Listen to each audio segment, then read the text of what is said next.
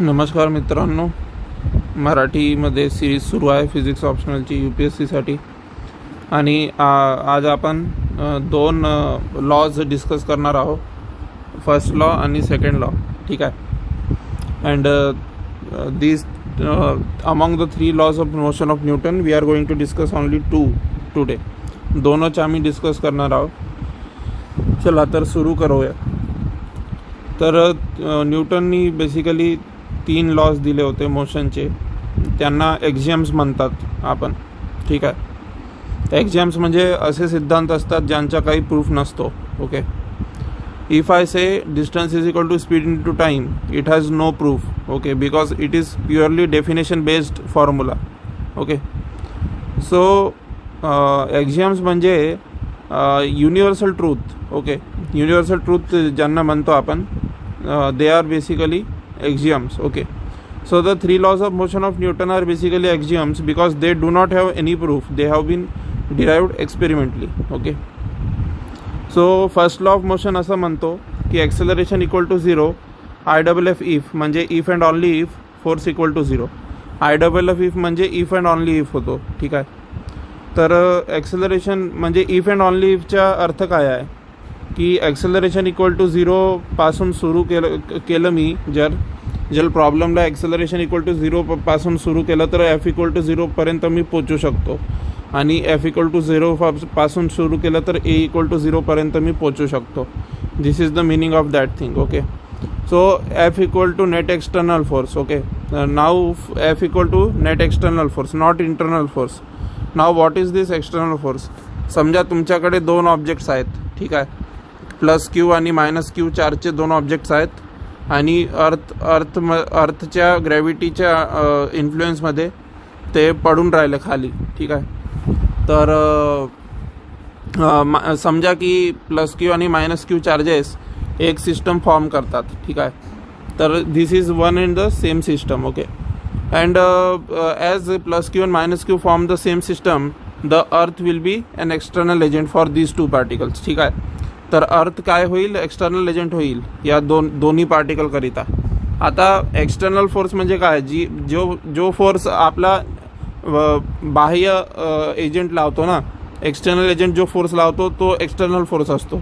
तर +Q आणि -Q single system आहेत आणि अर्थ जी आहे ही एक्सटर्नल एजंट आहे. तर अर्थ जे काही फोर्स लावेल तो वाला फोर्स एक्सटर्नल होईल.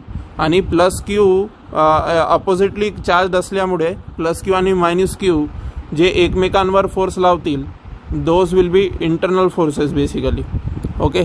So here while we are writing A equal to 0 if and only if F equal to 0, we have to take the special precaution that F is the net external force, not internal force. Internal force म्हणजे +Q नी -Q वर जो attractive force लावला किंवा -Q नी +Q वर जो attractive force लावला त्याच्याकडे आपल्याला लक्ष नाही द्यायचं आहे. आपल्याला फक्त याच्याकडे लक्ष द्यायचं आहे की अर्थ कोणता फोर्स लावते. अर्थ एक्सटर्नल एजंट असल्यामुळे अर्थ जो फोर्स लावेल तोच वाला फोर्स आपल्याला कन्सिडर करावा लागतो. ठीक आहे. तर याच्या विशेष तुम्हाला याच्याकडे विशेष लक्ष द्यावं लागेल. ठीक आहे. And this will become eventually more clear in the upcoming classes, so don't worry about that. Okay. So now from A equal to 0 if and only if F equal to 0, we can prove that V equal to constant if F equal to 0. How can we prove that? Suppose I put A equal to 0. ठीक आहे. A equal to 0 लिहिलं तुम्ही. आता बालपणापासून तुम्ही एक गोष्ट नेहमी शिकली आहे, एक्सेलरेशन इक्वल टू dV/dt शिकली आहे ना ही गोष्ट तुम्ही. तर acceleration equal to rate of change of velocity ही गोष्ट तुम्ही शिकली आहे. आता इकडे dV/dt टाकताच dV/dt will come out to be equal to 0. So from here you can easily write that V equal to constant. कशाला V इक्वल टू कॉन्स्टंट? कारण जर कोणत्याही क्वांटिटीचं डिफरन्सिएशन 0च्या इक्वल येत असेल तर ती क्वांटिटी कॉन्स्टंट असते. ही गोष्ट तुम्ही बालपणापासून शिकली असेल. ठीक आहे. dV/dt जर 0च्या इक्वल असेल तर V इक्वल टू कॉन्स्टंट होईल. ही गोष्ट तुम्हाला माहीत असेल. ठीक आहे. कारण की V जो आहे dv/dt म्हणजे rate of change of velocity with respect to time. Rate of change of velocity with respect to time 0 आहे आणि जर वेलॉसिटीचा rate of change with respect to time 0 असेल तर वेलॉसिटी टाइमच्या सापेक्षात चेंज नाही होऊन राहिली. तर चेंज नाही होऊन राहिली तर कॉन्स्टंट राहील. ठीक आहे ना. तर v इक्वल टू कॉन्स्टंट म्हणून v इक्वल टू कॉन्स्टंट येतो. ठीक आहे. So v equal to constant if and only if f equal to 0. So f is the net external force. A is equal to acceleration, v is equal to velocity. Okay. Now we will move on towards our second law of motion. ठीक आहे. म्हणजे second law of motion जो आहे तो काय म्हणतो, rate of change of linear momentum is equal to force acting on the particle असं म्हणतो ना. म्हणजे force equal to rate of change of momentum असं म्हणतो आपला न्यूटनचा सेकंड लॉ. ठीक आहे. Now this rate of change of linear momentum is equal to force average. ठीक आहे. याचा अर्थ काय आहे म्हणजे मी पहा तुमच्या याच्यात तुमच्या फिजिक्समध्ये नेहमी दोन प्रकारचे कन्व्हेन्शन चालतात. एक डेल्टा असतो आणि एक डी असतो. ठीक आहे. डेल्टा जो असतो तो तुमच्या मोठ्या इंटरवलला दाखवतो आणि डी जो असतो तुमच्या मायक्रोस्कोपिक इंटरवलला दाखवतो. ठीक आहे. तर मोठ्या इंटरवलकरिता मी डेल्टा टर्म यूज करेन आणि छोट्या एकदम मायक्रोस्कोपिक इंटरवलकरिता सूक्ष्म इंटरवलकरिता मी डी टर्म यूज करेन. ओके. तर delta P by delta T equal to F average म्हणजे मोठा इंटरवल घेतला आहे मी. ठीक आहे. मोठा इंटरवल घेतला आहे तो मोठ्या इंटरवलवर आपला डेल्टा पीचा व्हॅल्यूही मोठा असेल. ठीक आहे. तर एका मोठ्या इंटरवलवर समजा time delta T equal to 2 second आहे. तर 2 सेकंडच्या टाईम इंटरवलमध्ये मी डेल्टा पी म्हणजे चेंज इन मोमेंटम पाहतोय. तर ही ऑब्वियस गोष्ट आहे की 2 सेकंड म्हणजे कन्सिडरेबल टाईम आहे, मायक्रोस्कोपिक नाही आहे. तर ॲव्हरेज व्हॅल्यू येईल नाही का. ॲव्हरेजच येईल ना कारण की मोठा इंटरवल घेतला आहे. किंवा तुम्ही समजून घ्या की डेल्टा टीला मी 3 आवर्स घेतला. तर 3 आवर्स घेतला तर 3 hours is not what we can say microscopic interval. तो त्याच्यात काय होईल की तुमचा जो फोर्स आहे तो ॲव्हरेज होऊन जाईल. ठीक आहे. पण जर इन्स्टंटेनियस तुम्हाला पाहायचं असेल तर इन्स्टंटेनियस करिता तुम्हाला डेल्टाला डीमध्ये कन्वर्ट करावं लागेल. आणि इन्स्टंटेनियस काय होईल समजा तुमच्या मायक्रोस्कोपिक इंटरवल आहे तर 3 आवर्सला तुम्ही एवढं छोटं करून टाकलं की एकदम 10⁻⁹ सेकंद असं काहीतरी करून टाकलं तर delta T will convert to D T. Okay. And as soon as delta T will convert to D T this will be instantaneous force. Okay, it will become instantaneous force, right? Why will it become instantaneous force? Because you are looking की 10⁻⁹ second मध्ये काय फरक येतोय. ठीक आहे. Momentum मध्ये तो तुम्ही डेल्टा टीला एकदम मायक्रोस्कोपिक करून टाकलं तर त्या मायक्रोस्कोपिक इंटरवलमध्ये change in momentum will also be very low. So change in momentum will also be equal to D P. Okay, because the interval is microscopic, so change in momentum will also be dp. Okay, so instantaneous force F equal to dp by dt. This is the equation of motion. Okay, so now तुम्ही पहा की हा equation of motion आहे म्हणजे p म्हणजे momentum काहीतरी function of time असेल. ठीक आहे ना. आणि हा फंक्शन ऑफ टाइम तुम्ही इकडे टाकतील आणि डिफरन्सिएशन घेतील तर एफ डॅश टी येईल. ठीक आहे ना. तर एफ डॅश टी म्हणजे काय होईल इन्स्टंटेनियस फोर्स होऊन जाईल. समजलं की नाही समजलं. तर असं आपल्याला पाहायचा राहतो. आता कॉमन सेन्सची एक गोष्ट अशी आहे की मोमेंटम समजा तुमच्या लिनियर फंक्शन असेल म्हणजे momentum P equal to suppose 3t I cap. Then what will happen if momentum p equal to 3t I cap. Then it is quite obvious that as soon as I take the differentiation, this dp by dt will become a function independent of time. Okay, टाइमच्या independent होऊन जाईल कारण की linear function आहे ना. 3t is a linear function. So if you take the differentiation तर टीच्या काय होऊन जाईल t⁻0 होऊन जाईल. राईट. आणि t⁻0 काय होईल it will be equal to 1. So differentiation of 3t will be as 3t is a linear function. Linear म्हणजे टी टू दी पॉवर 1 आहे, व्हेरिएबलच्या पॉवर 1 आहे. तर त्या केसमध्ये your force will be independent of time. Okay. And if the momentum is a quadratic function of time, or if it is a what we can say cubic function of time, or it is a biquadratic function of time, then in that case the dp by dt term will actually not turn to constant. ठीक आहे. कारण की 3t² असेल जर, तर याचे differentiation टाईमच्या सापेक्षमध्ये घेतील तर 6t च्या इक्वल येईल. ठीक आहे ना. तर ऑब्वियस गोष्ट आहे की टाईम व्हॅनिश नाही होत आहे. तर टाईम तेव्हाच व्हॅनिश होईल जेव्हा मोमेंटम कॉन्स्टंट असेल किंवा momentum linear function of time असेल, तेव्हाच टाईमची टर्म व्हॅनिश होईल. ठीक आहे ना. आणि हायर पॉवर्स म्हणजे स्क्वेअर, क्यूब, बायक्वाड्रेटिक पॉवर म्हणजे पॉवर 4, ह्या सगळ्या पॉवरकरिता जो डीपी बाय डी आहे तो आपला some finite value it will give. ठीक आहे ना. म्हणजे टी येणार मग आपल्या फंक्शनमध्ये. समजलं. तर अशी गोष्ट आहे. तर this is equation of motion. So P equal to M बी.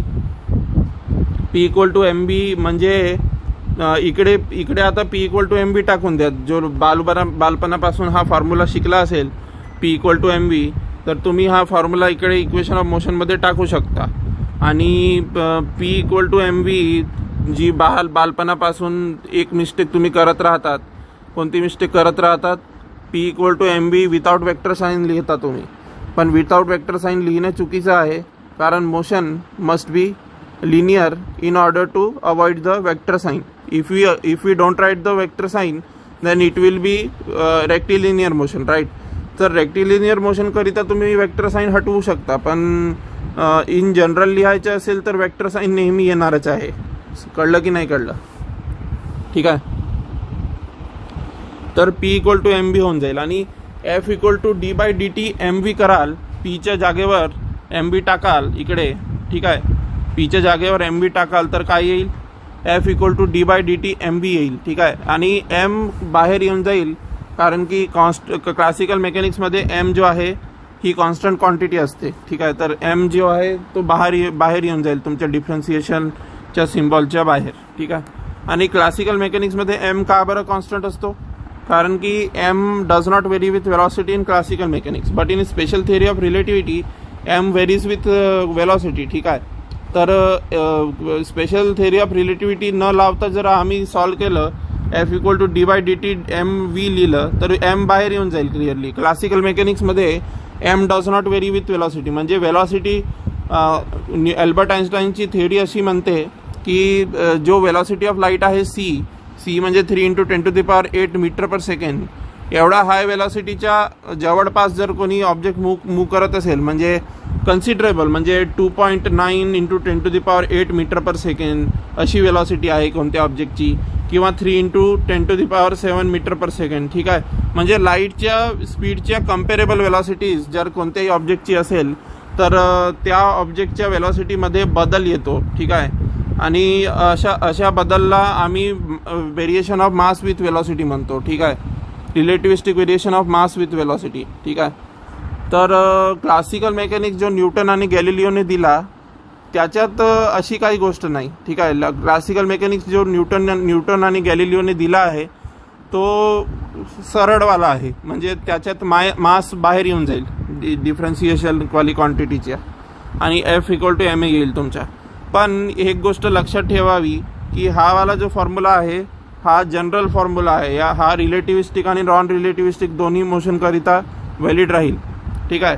कारण या फॉर्म्युलामध्ये तुम्ही एम व्ही टाकाल, तर एम व्ही टाकल्यावर F equal to D by D T M V येईल. ठीक आहे. आणि मग एम जो आहे तो क्लासिकलमध्ये बाहेर येईल आणि रिलेटिव्हिस्टिकमध्ये नाही येणार. तर हा फॉर्म्युला मोर जनरलाइज्ड आहे. ठीक आहे. दोन्ही करिता लावू शकता तुम्ही. रिलेटिव्हिस्टिक करिताही F equal to D P by D T येईल आणि क्लासिकल मोशन करिताही F equal to D P by D T येईल. ठीक आहे. तर ही गोष्ट जी आहे तुम्ही बागडून घ्या. ठीक आहे. लक्षात ठेवा. ठीक आहे. आता एक गोष्ट तुम्ही नेहमी लक्षात ठेवा की युनिफॉर्म मोशन म्हणजे काय, ही गोष्ट मी सांगून देतो तुम्हाला. बऱ्याच लोकांना ही गोष्ट माहीत नसते की युनिफॉर्म मोशन म्हणजे काय होते. युनिफॉर्म मोशन म्हणजे असा मोशन ज्याच्यात वेलॉसिटी कॉन्स्टंट आहे. वेलॉसिटी कॉन्स्टंट राहील तर मोशनला युनिफॉर्म म्हटलं जातो. ठीक आहे. आता वेलॉसिटी केव्हा कॉन्स्टंट असते, जेव्हा ॲक्सेलरेशन 0 असते. ठीक आहे. आता समजा तुमची बॉडी कर्व्ड पाथवर मूव्ह करत आहे, तर बॉडी जर तुमची कर्व्ड पाथवर मूव्ह करत असेल तर ऑब्वियस गोष्ट आहे की समजा वेलॉसिटीचा मॅग्निट्यूड कॉन्स्टंटही असला तरी या कर्व्ड पाथच्या अलॉंग जर बॉडी मूव्ह करत असेल तर त्याची direction of velocity will continuously change. ठीक आहे. त्याची वेलॉसिटीची डायरेक्शन कंटिन्युअसली चेंज होईल आणि वेलॉसिटीची डायरेक्शन जर कंटिन्युअसली चेंज होईल तर ऑब्वियस गोष्ट आहे की वेलॉसिटी वेक्टर असल्यामुळे डायरेक्शन ही चेंज झाली तरीही वेक्टरमध्ये चेंज येऊन जातो, कारण की वेलॉसिटी इज अ वेक्टर. तर एक गोष्ट तर खरी आहे की v इक्वल टू कॉन्स्टंट जर मला पाहिजे असेल, म्हणजे मोशन मला जर युनिफॉर्म पाहिजे असेल, तर एक कंडिशन मला नेहमी लक्षात ठेवावी लागेल की मला नेहमी पार्टिकलचे लिनियर मोशन करावं लागेल. मी कर्व्ड मोशन केला पार्टिकलच्या की ही गोष्ट म्हणजे वेलॉसिटी कॉन्स्टंट नाही राहू शकत. म्हणजे कर्व्ड पाथ असला आणि म्हणजे कर्व्ड पाथ दिसला म्हणजे वेलॉसिटी कॉन्स्टंट नाही राहू शकत. ही गोष्ट तुम्हाला लक्षात ठेवावी लागेल. आणि लिनियर पाथ जो असतो आपला, लिनियर पाथकरिता तुम्हाला वेलॉसिटी कॉन्स्टंट मिळू शकते. ठीक आहे.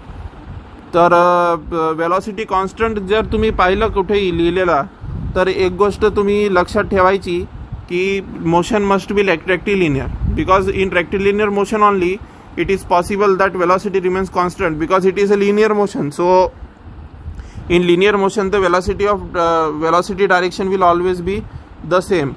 So velocity being a vector, it should have constant magnitude also and constant direction also. If we are saying that v is constant, then it should have constant magnitude also and constant direction also. And this constant magnitude may be possible in both the cases. Constant magnitude curved पाथच्या along ही possible आहे constant magnitude, आणि rectilinear पाथच्या along पण possible आहे constant magnitude. पण curved पाथच्या along एक गोष्ट पॉसिबल नाही आहे. ती गोष्ट अशी आहे की डायरेक्शन सतत रूपमध्ये चेंज होत राहील कर्व्ड पाथमध्ये. म्हणून direction as the direction will keep on changing at every point because the direction is given tangent to the curve. So obviously तुमची जी वेलॉसिटी आहे ती कर्व्ड पाथच्या अलॉंग कधीही कॉन्स्टंट नाही राहू शकत. So for the motion, as soon as I say that the motion is uniform, I am 1000% sure that the motion must be rectilinear. Okay, this is the thing which you have to remember. Okay, so these were all the concepts of mechanics. Okay, now the first and second laws are over now, but I would like to tell you one more concept that how we got this formula. Now F equal to ma तुम्ही लिहिता आणि acceleration equal to dv by dt आहे आपल्याला माहित आहे. आणि मग त्याच्यानंतर v equal to velocity म्हणजे rate of change of position vector असतो, ही गोष्टही आपल्याला माहित आहे. तर v च्या जागेवर dr by dt टाकताच m d2r by dt2 येऊन जाईल. ठीक आहे ना. इकडे v equal to dr by dt टाकलं तुम्ही तर काय येईल, d by dt of dr by dt येईल ना. तर ही गोष्ट येताच तुम्ही d2r by dt2 लिहू शकता. त्याला कळलं की नाही कळलं. तर valid only in case of non relativistic motion. ही गोष्ट फक्त नॉन रिलेटिव्हिस्टिक मोशनच्या केसमध्ये व्हॅलिड आहे, कारण की m डिफरन्शियल सिम्बॉलच्या बाहेर काढला आहे तुम्ही. ठीक आहे. आणि ही गोष्ट दोघांसाठी व्हॅलिड आहे, कारण की m आतमध्ये आहे डिफरन्शिएशनच्या. ठीक आहे. तर अशा गोष्टींच्या तुम्हाला आणि this thing will become more clear in the upcoming classes because we are going to study special theory of relativity. Each and every concept will be clear. So all the initial classes will become more clear as we move to the upcoming classes. Okay, so don't worry about that, we will do that. Okay, so first and second laws जे आहे आपण discuss करून घेतले. आता न्यूटनच्या third law पासून we will start in the next class. Okay, so till then आपली काळजी घ्या आणि टेलिग्राम जॉईन करून घ्या केला असेल तर. आणि if you want the lecture in Hindi, so that the Hindi they are also available. If you want the lecture to be in English, they are also available. And Marathi, this lecture was in Marathi. Okay, so all the 3 playlists I have put in the bottom of the page. Okay, so you can watch those in the language which you want. Okay, so thank you very much.